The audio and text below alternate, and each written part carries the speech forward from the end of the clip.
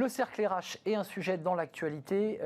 Évidemment, l'environnement, on en parle beaucoup et vous le subissez partout en France avec ce dôme de chaleur. On nous parle de réchauffement climatique, de sécheresse et on nous dit donc de fait qu'il faut accélérer évidemment les réformes pour réduire notre empreinte carbone et éviter les émissions de CO2. Et ça veut dire que les entreprises vont devoir faire un effort. Elles en font déjà, c'est pas un rot sur le bonnet dans ce débat, mais qu'est-ce qu'elles doivent faire, comment elles doivent s'organiser, comment on améliore aussi le dialogue social sur ces sujets-là, parce que c'est souvent l'environnement, l'enfant pauvre, on parle de gros sujets, les salaires, les conditions de vie au travail, mais c'est vrai que l'environnement, la biodiversité, le climat, ils sont souvent un petit peu laissés de côté. On va faire le point aujourd'hui avec mes invités, parce que, on peut le dire, 2050, c'est la neutralité carbone, c'est comme ça que les choses ont été prévues. Est-ce que c'est réaliste ou pas? On essaiera d'y répondre à la question, c'est vrai que ça paraît compliqué. On en parle avec mes invités. Jepi Koudadje, merci d'être avec nous, avocate en droit social, cabinet EXO. Oui. J'ai bien dit, Très bien, EXO. Associé avec Gilles Berset. Et vous étiez venu d'ailleurs au tout début de la création de ce cabinet, nous présenter l'action que vous envisagiez mener. Et là, le cabinet, maintenant, évidemment, avance, travaille. On va vous écouter sur tous ces sujets qui sont au cœur, évidemment, des sujets que vous traitez dans ce cabinet. À vos côtés, Cyril Chabagnier, merci d'être avec nous. Bonjour. Vous êtes le président de la CFTC, la Confédération française des travailleurs chrétiens. Et vous avez été l'ancien président de la Fédération PSE. Alors, ça jargonne un peu, mais protection sociale et emploi, ça c'est intéressant. Et puis vous avez été administrateur, entre autres, de Pôle emploi. On vous écoutera, vous, les partenaires sociaux, sur la manière dont vous engagez ou pas un dialogue fructueux sur les questions environnementales. Merci en tout cas d'être là. Et puis avec nous, Alexis Stechnorn, je pense que je l'ai raté. Je félicite l'effort. Stechnorn, mais bien entendu. Alexis Stechnorn, vous êtes partenaire cabinet PMP. Alors, société fondée en 2003. Votre boulot, c'est d'accompagner et de conseiller les entreprises, faites du conseil. Et on fera le point avec vous, parce que j'imagine que les cabinets aussi doivent être en première ligne sur ces sujets pour permettre à leurs clients de pouvoir s'engager sur ces sujets. Juste d'abord, un mot aux syndicalistes que vous êtes.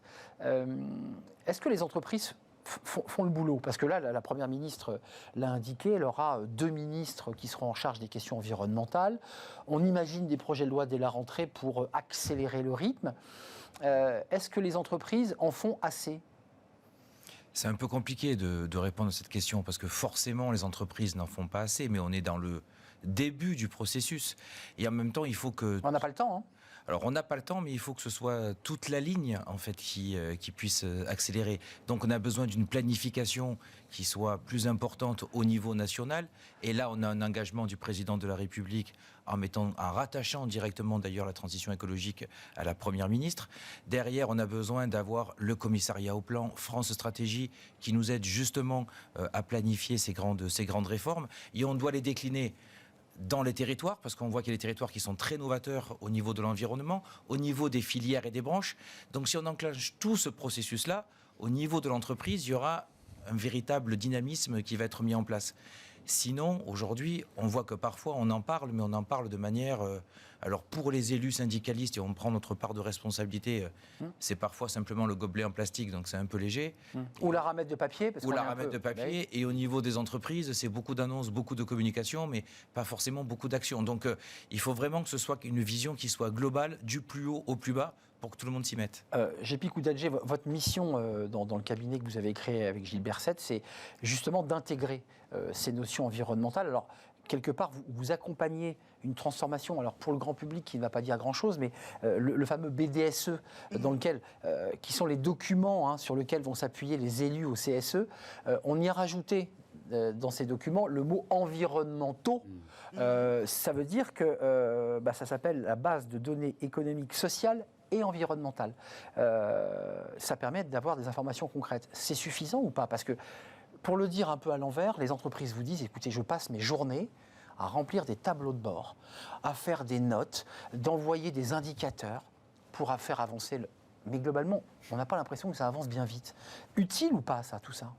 Je pense que... Excusez-moi, je mets les pieds dans le plat. Est-ce que cette bureaucratie est utile à lutter contre le réchauffement? Il faut commencer par des informations, bien évidemment, sur la question environnementale. Et la vérité, c'est qu'on en a très peu aujourd'hui qui sont prises en compte par les salariés. Nous tous, nous connaissons très mal ces questions, les salariés et les délégués syndicaux, les élus du CSE aussi. Mal formés sur ces sujets. Mal formés sur ces sujets. Donc l'information est capitale. Alors ce qu'on demande aux entreprises aujourd'hui en droit du travail de mettre à la disposition du CSE dans cette fameuse BDESE, donc base de données économiques, sociales et environnementales, c'est en fait pour la plupart des informations dont dispose déjà l'employeur par ailleurs, parce qu'il est prévu, par exemple, dans le Code de l'environnement ou dans le Code de commerce, de donner des informations en matière environnementale, et ce sont ces informations qui sont récupérées pour les donner au CSE. Donc je pense à des informations comme la manière d'organiser la politique environnementale de l'entreprise, ou des informations sur l'économie circulaire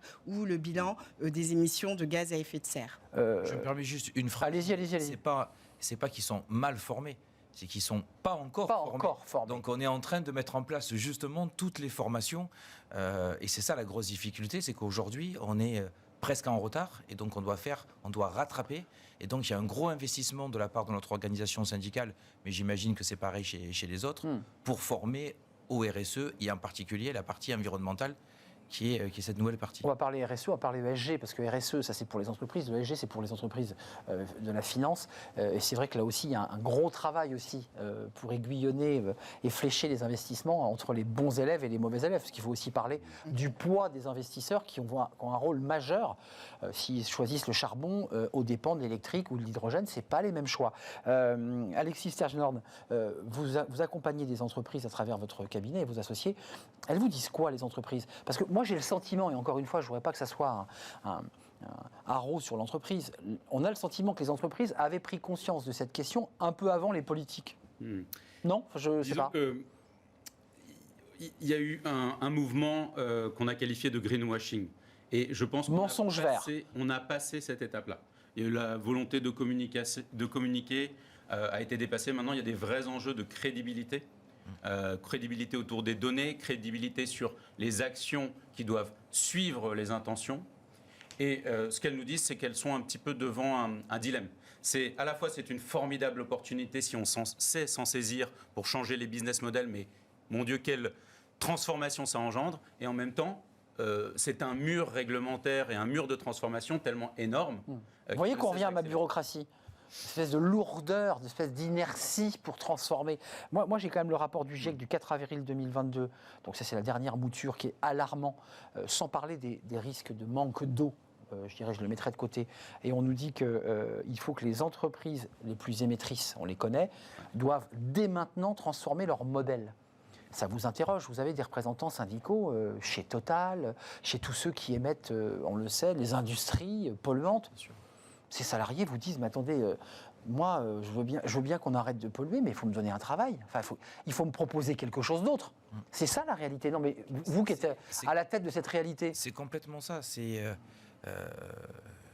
On a deux événements. On a cette urgence climatique. Plus que jamais. Plus que jamais. Et en même temps, pour la transformation, alors c'est compliqué, et je ne reviens pas sur, y compris parfois la bureaucratie que vous avez évoquée. Et à côté de ça, on a l'accompagnement au niveau salarial, donc le temps social. Et il faut réussir à combiner les deux. Et c'est extrêmement compliqué parce que j'ai tendance à dire que le temps environnemental et le temps social n'est pas forcément le même. Donc aujourd'hui, clairement. Aujourd'hui, on a besoin... L'un est plus rapide que l'autre. Hein. L'un est plus rapide que l'autre. Et puis, on a besoin de planifier, de prévoir. On a besoin, dans les entreprises, d'avoir des gestions prévisionnelles, des emplois et des compétences pour justement se dire il va y avoir de la transformation. Donc, il faut que dès à présent, je forme... Les métiers de demain. Alors, je forme une partie dont le métier va évoluer. Je vais reconvertir une partie où les métiers vont complètement disparaître. Les salariés sont plutôt ouverts à ça. Mais ils sont ouverts à ça si... 1, c'est prévu à l'avance, 2, c'est bien fait, bien planifié, et 3, si c'est une entreprise qui leur montre un peu un cap. Vous savez, je prends souvent cette référence, mais un peu comme dans un bateau, si on a un capitaine qui nous montre la voie, on a tendance à suivre, mais ce n'est pas toujours le cas de toutes les entreprises. Gébi Koudadjé, ce n'est pas pour revenir à l'actualité, mais dès qu'on essaie de toucher et mettre un peu de radicalité ou de rapidité pour lutter contre l'échauffement, on se souvient des gilets jaunes, une taxe carbone pour augmenter le prix des carburants fossiles, puisque ça partait de cette logique. Augmentation du prix des carburants et mouvement social violent qui aboutit aux gilets jaunes et au drame qu'on a connu. C'est un sujet éminemment complexe. Vous, votre métier, ça va être d'accompagner le droit. Est-ce que vous pensez qu'il va y avoir une accélération au-delà de ce qui existe déjà? Est-ce que vous pensez que dès septembre, le législateur va accélérer et donc vous allez devoir évidemment accompagner tout cela?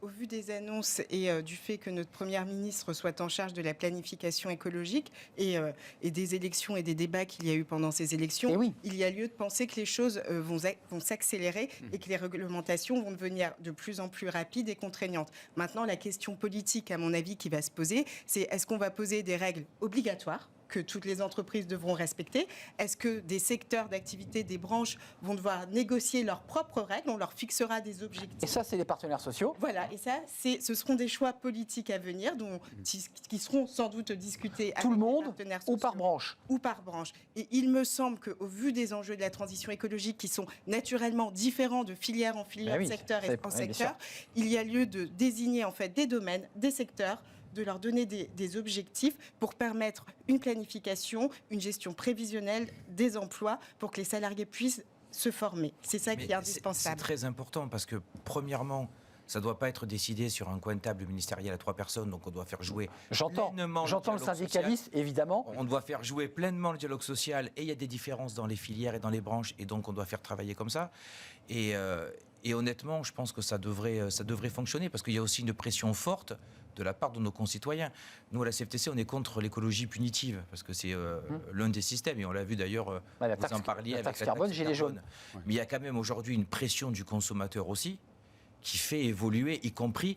Alors parfois les entreprises ont pris conscience d'elles-mêmes, parfois c'est le marché qui les oblige aussi un petit peu à évoluer, mais le consommateur aujourd'hui met la pression pour que ça change. Mais Alexis Sejnord, les entreprises, alors je ne sais pas quelles sont les entreprises que vous conseillez précisément et les secteurs, et si vous avez des entreprises qui sont impactées, puisqu'on l'entend, il y a l'automobile. Assez directement, le transport routier, les avions, même si aujourd'hui Airbus repart, il y a un sujet, les industries polluantes, toutes ces entreprises-là sont face à elles-mêmes. Soit elles arrivent à muter et à trouver une solution technologique, soit ces entreprises, enfin pour le dire abruptement, vont disparaître. Ouais, exactement, non mais aujourd'hui, vous le soulignez, il y a une pression réglementaire forte pour accélérer la transition écologique. Les entreprises qui sont fortement émettrices de gaz à effet de serre sont sous le feu des projecteurs. Qu'est-ce qui se passe en termes de planification législative? L'Europe a mis le coup d'accélérateur avec des législations pour mettre en avant tout ce qui est contribution aux objectifs de transition climatique. Demain, les réglementations dans les 3-4 années à venir, c'est autour de la biodiversité, de la pollution des eaux, etc. La taxonomie sociale, c'est-à-dire la réglementation européenne sociale, va émerger avec des obligations en termes de plan d'action sur ces sujets. Donc concrètement, les entreprises, aujourd'hui, elles doivent d'abord mettre au jour ce qu'elles font ou ce qu'elles ne font pas. En toute transparence. Il y a un devoir de transparence. Un temps zéro pour se mettre... Voilà. Ça va prendre du temps, mais c'est clairement regardé par les investisseurs.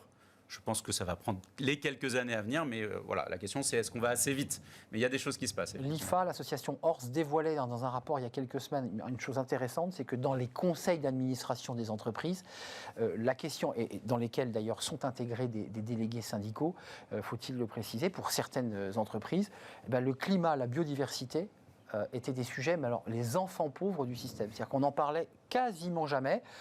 Parce qu'on se dit biodiv, c'est les petits oiseaux, c'est tout ça, donc ça n'intéresse pas l'entreprise. Et puis la question du climat, l'entreprise ou le conseil d'administration se dit, mais attendez, nous, on gère les investissements, on flèche les stratégies de l'entreprise. C'est pas, le climat, c'est pour l'État. Qu'est-ce que vous avez envie de leur répondre à ces administrateurs qui, eux aussi, manquent un peu de compétences et d'outils peut-être? Tout est lié et comme on le disait à l'instant, la réglementation va continuer à se développer. Donc l'enjeu environnemental, aujourd'hui, il n'est pas prioritaire, mais il va le devenir de plus en plus. Donc si on transforme notre économie et qu'on va vers une économie bas carbone, évidemment, nos produits, nos services vont se transformer, les emplois vont se transformer. Et là, on va toucher à la question des salaires, qui est prioritaire pour tout le monde. Et donc, il faut bien voir que derrière la question environnementale, il y a évidemment la question des salaires et des conditions de travail à moyen terme. Avant, on voyait ça que c'était, on se disait que ça allait être dans des années. Mais là, on a des objectifs devant nous qui sont fixés depuis les accords de Paris. Donc, il va falloir faire les transformations et conserver l'emploi. Mais encore une fois, c'est pas pour vous challenger, mais je l'entends depuis tellement d'années. Il va falloir, c'est l'urgence absolue. On n'a pas le choix. Et je trouve que tout ça, finalement, au-delà des mots, avance lentement. Peut-être me trompais-je. Mais je pense. Moi, je pense. Non, vous n'êtes pas d'accord. Je savais que vous n'êtes pas d'accord. On va avoir un débat. Enfin, Vous me trouvez un peu dur. Ça avance trop lentement, Ouais. sûrement. 2050, en tout cas, pas assez vite. neutralité carbone. Enfin, En tout cas, pas assez c'est vite. énorme comme défi. Hein. Ça, c'est évident que ça avance pas assez vite. Mais serait-ce que le fait de ne plus traiter aujourd'hui aucun sujet social ou économique Sans y faire sans entrer. y faire référence et sans voir l'angle environnemental, Bah, il y a enfin... Chez vous peut-être, mais pas dans les conseils d'administration, je m'autorise. Oui, mais en tout cas, déjà, chez les partenaires sociaux, on le fait aujourd'hui, ce qui est déjà pas mal parce que... Voilà, il y a 5 ans, on ne le faisait pas. Il y a Non, 5 c'est ans, vrai. on ne le faisait pas. Et aujourd'hui, redire que le social et l'environnemental, c'est les deux faces d'une même pièce, c'est quand même une révolution parce que La RSE les a pris une syndicalistes, place. hormis ce qui était social, évidemment, les conséquences c'est économiques, à côté aussi, on ne s'en préoccupait pas plus que ça. Aujourd'hui, tout est lié et on a toutes les questions qui sont autour du est-ce qu'il faut produire moins, est-ce qu'il faut consommer différemment, est-ce qu'il faut aller vers l'écologie punitive, et après là, il y a des choix aussi qu'il faut faire, des choix de société qui ne sont pas les mêmes. Mais est-ce que la question qui nous est posée face à nous, qui nous fait transpirer dans les rues de Paris pour ceux qui y habitent, c'est globalement du sang et des larmes si on veut y arriver? Parce qu'on est en train de nous dire tout va bien se passer, on va le faire en douceur, on va prendre le temps, on va négocier, on va se concerter. Et puis mais en même temps, quand on voit les arguments du GIEC, on se dit qu'il va falloir peut-être mettre un peu plus de radicalité dans tout ça, non? Et donc du sang et des larmes. Vous le rappeliez, 2030, qui est une date à laquelle beaucoup d'entreprises ont mis des objectifs de réduction carbone fortes. C'est combien? C'est moins de 3000 jours. C'est-à-dire, chaque jour est compté. Donc oui, moi je pense que c'est du sang et des larmes. On parle de transition écologique, c'est une rupture, c'est pas une transition c'est doux. Oui. Alors là, On n'est une plus dans la rupture. transition. Les entreprises, est-ce qu'elles se transforment ou pas? Il y a des faits, mais les entreprises gagnantes, et je pense d'un point de vue business, parce que si on n'a pas le point de vue business et que les bonnes intentions, C'est vrai, ça va être c'est vrai. compliqué. Il faut aller au-delà du cadre réglementaire, il faut voir ce qu'elles peuvent gagner en termes de performance, c'est-à-dire concrètement de valorisation d'entreprise, de nouveaux produits, nouveaux services, de productivité. Si j'économise en termes d'énergie consommée, en termes de transport, je fais de la productivité. Ouais, et je reventile différemment. Voilà. Donc ça, et d'attractivité, c'est-à-dire réglementaire, compliance, performance, attractivité des collaborateurs, des clients, Oui, parce qu'il y a des l'humain, hein, investisseurs. c'est important. Mais Le financement est très, très L'environnemental, important. c'est les humains. Mais c'est le C'est majeur. recrutement. Aujourd'hui, il y a peut-être 20 ans de ça, je vais être un peu caricatural, mais pour qu'on se comprenne bien, vous vouliez embaucher un salarié, le salarié, qu'est-ce qu'il regardait? Avant tout, c'était Salaire. combien on le payait, quoi. Hmm. Aujourd'hui, chez les jeunes, quand vous faites une offre d'emploi, je peux vous dire que si vous êtes une entreprise polluante, le recrutement, il est bien difficile parce qu'on n'a pas envie de travailler pour l'entreprise polluante. La question de sens, Donc, la question il y a d'éthique. forcément l'attractivité, il y a la productivité forcément derrière, il y a des produits qui vont être attirants, donc il y a un vrai business plan derrière aussi l'écologie. Mais Jepi Kouzadjé et Gilles Berset, vous prenez vos petits sacs, petites valises, vous allez voir les entreprises, vous aussi, ou dans votre stratégie, pour qu'on y voit bien clair, vous dites, on va quand même d'abord commencer à éveiller ou faire avancer juridiquement les élus et les syndicats. Parce qu'en fait, il faut traiter des deux côtés. Voilà, il faut traiter les deux côtés. Donc, former les élus, les salariés aussi, parce qu'il y a des collectifs de salariés qui émergent dans les entreprises et qui sont aussi intéressés par ces questions. Donc, former les salariés, le CSE, et puis aussi, quand on arrive dans les entreprises, beaucoup d'entre elles nous disent, mais en fait, on a déjà commencé à avancer avant même le législateur. Je trouve. Donc, elles sont en avance. pas toutes, mais il y a certaines entreprises qui sont à la pointe, qui ont déjà avancé sur ces sujets. Et donc voilà, et pour elles, c'est beaucoup plus facile maintenant d'intégrer ces nouvelles questions. Après, vous avez quand même un nombre très important d'entreprises aujourd'hui pour lesquelles ces questions sont nouvelles. Et là, il va avoir besoin de négociations collectives, de dialogue social pour amortir toutes les décisions qui seront prises au plan national. Prenons un exemple concret, les transporteurs routiers. Écrasés par des coûts essence plus importants, des marges qui n'ont pas augmenté. Et imaginons que le gouvernement, en septembre, annonce, sur un délai de 2 ans, la fin des camions diesel sur les routes. Imaginons. Enfin, c'est des centaines de milliers d'emplois qui sont en jeu. Enfin, je veux dire, c'est un sujet qui vous est posé. Ce métier, il y a des syndicalistes, ils ont des représentants syndicaux. Qu'est-ce que vous répondez là? Vous dites, on adhère à cette radicalité pour sauver la planète, ou je défends les salariés du diesel? On essaie de faire un entre-deux, parce que la radicalité n'est pas possible, et c'est pour ça que je disais qu'on essaie de prendre à la fois le temps social et le temps environnemental. Donc il faut dire qu'il faut... Vous êtes diplomate comme président. Non, mais dire qu'il faut arrêter peut-être certains transports diesel, etc., pourquoi pas, mais pour pouvoir l'arrêter, il faut préparer la reconversion. Si vous dites aujourd'hui un salarié comme ça, dans 2 ans c'est terminé... Je veux dire, C'est pas entendable. c'est pas entendable. Non, voilà, c'est ça que je veux entendre. Parce que c'est pas jouable pour eux dans leur vie quotidienne et dans leur. C'est pas jouable. Si maintenant on dit ça va, c'est quelque chose qui va disparaître. Donc dès à présent, on se met autour de la table, Et on voit ce qu'on peut. Et on a la technologie. Dans quoi l'entreprise peut se diversifier, les technologies qu'on va employer. Une partie, ça va simplement être une modification d'emploi. Une autre partie qui va devoir se reconvertir. Donc un vrai Qu'est-ce plan que vous stratégique. voulez ? Un vrai plan, c'est totalement différent. Et on a le même exemple avec l'énergie. Enfin, moi, quand C'est j'entends, central. quand j'entends certaines... Alors, je comprends l'urgence climatique, mais bon. Mais quand j'entends certaines personnes, souvent les mêmes, qui nous disent d'un côté tout électrique en 2030, dire même pas l'hybride, rien. Ouais. Et en même temps, qui nous disent J'allais y venir. j'arrête le nucléaire. Ouais. Je vois de qui vous parlez. Jusqu'à présent, il me semble que les voitures électriques marchent encore à l'électricité. Donc au bout d'un moment, il faut être aussi là, savoir prendre les bons choix et peut-être qu'un mix énergétique assez intéressant. À travers ce la sujet solution. qui touche des millions d'emplois, et j'allais dire presque tous les salariés, c'est la question de savoir si on peut continuer à vivre avec le même niveau de qualité de vie, les mêmes niveaux de salaire, avec une planète qui se réchauffe, des investissements qui vont être colossaux pour compenser. C'est ça la question aussi qui traverse l'esprit des salariés, qui se disent mais combien de temps encore ça va durer. Mais ça se résume en produire différemment et consommer différemment. Mais vous, l'avocate... Il y a plusieurs champs de possibilités pour parvenir à ces objectifs. L'ADEME a publié un rapport 2050 où on a plusieurs options qui sont possibles, de la sobriété à on mise tout sur le numérique. Je n'osais pas prononcer le mot. En ne sachant pas vraiment quelles vont être les innovations à venir pour atteindre les objectifs environnementaux. Donc il y a plusieurs chemins. Ce qui est assez effrayant dans la question environnementale, c'est qu'on va tout construire au fur et à mesure avec les financiers, le dialogue social. On n'a aucune réponse aujourd'hui, mais c'est le défi de notre génération de répondre à ces questions. Je voulais, pour terminer l'émission, il nous reste du temps bien sûr, mais vraiment la poser un peu solennellement. Est-ce que c'est les entreprises qui peuvent sauver la planète? Parce qu'on voit aujourd'hui le patron de Tesla et quelques autres personnes incroyables en Californie et ailleurs qui disent mais nous on est capable de transformer le monde, on invente des modèles économiques comme celui de Tesla, voiture électrique. Qu'est-ce que disent vos entreprises, les vôtres, celles que vous accompagnez? Elles disent nous on est très tenus par nos investisseurs. Et on voit des investisseurs aujourd'hui dans l'ESG qui disent mais attendez, nous on n'investit plus quand c'est polluant, on n'investit plus quand il y a des tensions sociales. Donc ça veut dire que si les investisseurs commencent à flécher, c'est peut-être eux qui peuvent sauver la planète. Enfin en tout cas accélérer le processus de transformation. Alors il y a plusieurs parties prenantes et les investisseurs, si elles ne trouvent pas matière à investir avec les niveaux de rentabilité nécessaires, ça va être compliqué. On ne peut pas être vert dans une économie carbonée. Donc, on dit que c'est assez rentable, hein, Alexis. Alors, d'ailleurs, l'investissement vert est plutôt rentable. L'investissement à impact montre de bons niveaux de résilience, voire supérieurs. Clairement. Mais il ne représente qu'une partie infime aujourd'hui quand même des investissements. Ouais, c'est vrai. C'est rentable, mais ce n'est pas la totalité. Il faut le relativiser. En réalité, il y a plusieurs parties prenantes. C'est les entreprises doivent se transformer, mais si elles ne trouvent pas leur marché, donc chacun doit se responsabiliser. Les consommateurs, il faut trouver les relais. L'État et les États sont là quand même pour donner la direction et encadrer. Et tant mieux si les entreprises suivent et vont dans le bon sens. Et oui, moi je travaille beaucoup avec des financeurs, des investisseurs. Et du coup, ils sont conscients tout le projet, c'est la direction, l'allocation des ressources, des financements. Et voilà, avoir un certain mouvement directionnel là-dessus.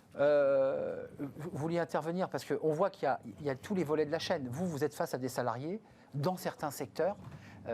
Ils savent qu'ils sont dans les secteurs polluants ou qui génèrent de la pollution, mais pour l'instant, on ne leur a rien proposé en alternative professionnelle pour pouvoir aller ailleurs. Donc ils sont obligés de travailler sur ces sites-là, par exemple. Pour l'instant, rien n'est fait, on est bien d'accord. Pour l'instant, il n'y a pas grand-chose de fait. Non, mais je veux juste vous l'entendre. Non, mais ça, c'est évident. Voilà, on est dans une transition, donc lente. On est dans une transition lente, c'est évident. Et en même temps, il faut comprendre un salarié aussi. Aujourd'hui, sa première préoccupation quand il est dans ce type d'entreprise, c'est mon Dieu, il faut que je garde mon emploi. C'est la question que je posais. Je suis routier, je vais garder mon camion. Donc, si on ne le rassure pas, on ne pourra pas l'amener avec nous dans une modification et dans une transformation. Non, mais avec le risque Donc, il faut le rassurer. si je peux me permettre, avec Avec le le risque risque, de tensions très fortes. D'où le dialogue social que j'ai pu parler, d'où l'accompagnement, d'où le fait de prévoir à l'avance, d'où de faire des plans d'accompagnement. Tout à l'heure, vous posiez la question, est-ce que ce sont les entreprises qui vont sauver le monde? Je pense que c'est tout le monde ensemble qui va sauver le monde, mais on voit aussi que l'État a un rôle à jouer dans le ciblage des aides. C'est vrai. Le fait d'aller cibler des aides dans des entreprises qui font des efforts et qui sont vertueuses, qui conditionnent les aides aussi à des résultats concrets pour éviter le greenwashing. C'est quand même des choses aussi là qui, par l'État, peut aider et impulser les entreprises. Et il ne faudrait pas perdre de vue que c'est pas parce qu'on est très vertueux en France. Le problème du réchauffement climatique, je voudrais l'élargir, c'est que c'est un problème planétaire. C'est-à-dire que si la pollution se fait plus en Inde, en Chine ou au Sri Lanka, même si on est très vertueux en France, on est un très beau pays, mais un tout petit pays quand même. Voilà. Donc il y a un enjeu mondial. C'est un handicap enjeu, planétaire. voilà. Ah oui. Se réfugier derrière ça pour ne rien faire. Pour ne rien Sinon, faire, mais tout le Non, monde mais va je suis faire un d'accord. petit peu. Mais cet argument-là, il pèse quand même dans la réflexion des salariés qui disent, mais attendez, ou des agriculteurs, parce qu'ils ne sont pas forcément syndiqués à la CFTC, mais ils disent, mais attendez, moi je cultive, je fais des efforts. Voilà, mais il y a un Mais vous accord êtes très de bon en agriculture, c'est vrai. Il y a quand même l'accord de Paris, il y a des traités internationaux, donc tout ce que la France est en train de mettre en œuvre, ça s'inscrit dans Oui. un cadre plus global. Et je voulais juste préciser une chose, c'est sur le rôle des entreprises. Ouais. En fait, Elles sauvent le monde ou pas? c'est une question d'intérêt général. Donc les entreprises ont aussi leur n'ont pas rôle. le choix. Elles n'ont pas le choix et elles doivent contribuer à cet intérêt général de lutte contre le réchauffement climatique. Tout le monde va devoir y participer. Juste, encore une fois, c'est des questions boule de cristal, parce qu'on nous annonce une neutralité carbone. Quand on voit les émeutes qui ont provoqué l'augmentation du prix du carburant qui a provoqué les gilets jaunes, la neutralité carbone, c'est 50 fois plus comme effort à faire, hein, il faut quand même le dire aux Français. Vous y croyez, vous, à cette neutralité carbone en 2050? Même les entreprises, parce qu'elles l'ont devant le nez, ce chiffre. Hein. Mais ça peut, en fait, le prix du carbone peut être un formidable accélérateur pour justement chercher des alternatives. On est tous d'accord. Voilà, donc Ça, là-dessus, tout le monde est d'accord. les entreprises justement cherchaient à avoir des prix de carbone internes pour simuler qu'est-ce que pourrait faire. Là, on est face à ça. Du coup, concrètement, il faut trouver des alternatives, des moyens de consommer, réduire les consommations, des productions alternatives. Et donc voilà, c'est très concret. C'est vrai que ceux qui n'étaient pas Cyril pour Cavagnier. ceux qui n'étaient en tout cas qui étaient les moins convaincus par la transition écologique, quand on voit aujourd'hui le prix des énergies et surtout le prix des énergies carbone, sont beaucoup Et la plus guerre à en même Ukraine, aujourd'hui, il faut et la ça. guerre en Non, mais- Ukraine sont beaucoup plus à même à aller vers la transition écologique. Oui, ils trouvent ça beaucoup mieux, Après, le vert, ouais. et tout à l'heure on parlait des différents scénarios qui étaient possibles. Si on va vers une écologie punitive, en tout cas pour la CFTC, moi j'y crois pas du tout. En tout cas, on a bien compris votre message. Je n'y crois Vous pas n'êtes du tout. pas pour une écologie punitive venant d'en Non, haut. il faut vraiment qu'on soit sur les deux modèles qui sont à la fois, et tu en parlais, sur la sobriété et sur la croissance verte. Donc c'est sur le consommer autrement. Et là, chaque concitoyen a un rôle à jouer. C'est vrai qu'on a un rôle. A un rôle à jouer sur le consommer autrement et faire aussi quelque part un peu une pression, y compris sur les entreprises, et puis sur le produire autrement. Donc si on fait le consommer autrement et le produire autrement, on fera de belles avancées. En tout cas, dans votre message, vous appuyez sur le dialogue social et vous dites qu'il ne faut pas que l'État nous impose des choses de manière trop radicale et punitive, parce que là, on irait quoi, à un blocage des salariés ou Oui, des risques il faut que de l'État conflit. impulse, mais c'est son rôle d'ailleurs. L'État, il doit Mais pas impulser. n'imposer ou imposer des choses qui seraient d'une radicalité et qui provoqueraient des mouvements sociaux. Il faudrait que chaque salarié puisse y trouver aussi son intérêt. Mais oui. Ça peut être aussi une opportunité de progression professionnelle, de s'orienter sur un métier. Donc là, c'est très, très optimiste ce que je dis, ce que je propose. Mais il faut essayer, à mon avis, dans chaque entreprise, d'ouvrir de nouvelles perspectives professionnelles si cela est possible. Justement, oui, Alexis. cet aspect-là, moi, ce que je vois, c'est que la plupart des entreprises maintenant déploient des programmes de formation. Vous me demandiez, moi je travaille plutôt pour les grandes entreprises, mais du coup ce sont des acteurs majeurs, des programmes de formation dédiés à la RSE par métier. Qu'est-ce que ça change, moi financier, moi acheteur, dans mon métier au quotidien? Oui. Et ça, Moi, j'étais très macro tout à l'heure dans ma question, mais après, on peut affiner sur métier par métier. C'est concret. Les financiers qui vont comprendre comment regarder la performance d'un point de vue financier et appelons-le extra-financier et regarder cette performance globale c'est un peu la tendance qu'on Moi, doit avoir demain. Je pense à Nicole Noca, d'ailleurs, qui avait créé cette agence Absolument, extra-financière, Vigéo, Vigéo, Moody's maintenant. Moody's, absolument. qui notait aussi sur ces critères extra-financiers, notamment sur l'impact environnemental et sur ces règles. C'est peut-être aussi là-dessus que le gouvernement va appuyer pour orienter les choix. Ça fait très longtemps qu'on demande la modification des critères qui sont pris en compte pour le calcul du PIB, etc., de mettre des critères sociaux et environnementaux et pas que des critères économiques. Donc peut-être qu'on va y arriver.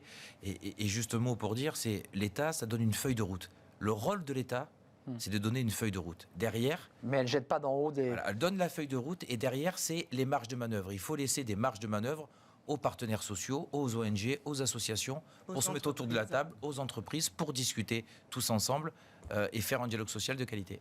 Merci Cyril Chabagnier, président de la CFTC. Ça, c'est le boulot de Gépi Koudadjé, avocate en droit social, spécialiste cabinet EXO avec Gilbert Sett. Et vous êtes là aussi pour apporter vos contributions, votre valeur ajoutée aussi sur tous ces sujets, parce que c'est l'action que vous menez actuellement. Le cabinet a 1 an, c'est ça? Oui, pas encore. Pas encore, mais pas loin. Pas loin. Non, parce que 5 mois. 5 mois. 5 On mois. va arriver à 6 mois. À 6 mois. C'est un nourrisson, d'accord. Oui, on est au tout début. Il n'est pas... Voilà, bientôt 1 an. Neutralité carbone dans 1 an. Du cabinet, en tout cas. Merci Gépi Koudadjé d'être venu nous rendre visite. Merci Cyril Chabagnier, président de la CFTC. Et merci à Alexis Stejnorn. J'ai fait un progrès colossal en quelques 26 minutes. Vous êtes à la tête d'un cabinet PMP, cabinet de conseil en stratégie, et vous travaillez avec des grandes entreprises. Merci à vous trois, c'était un vrai plaisir de vous accueillir. On termine notre émission parce que restez avec nous, restez en coulisses. C'est sur les recruteurs, vous voyez, dans des recrutements qui ne sont pas très bien passés, avec des choses un peu dingues. On va en parler tout de suite.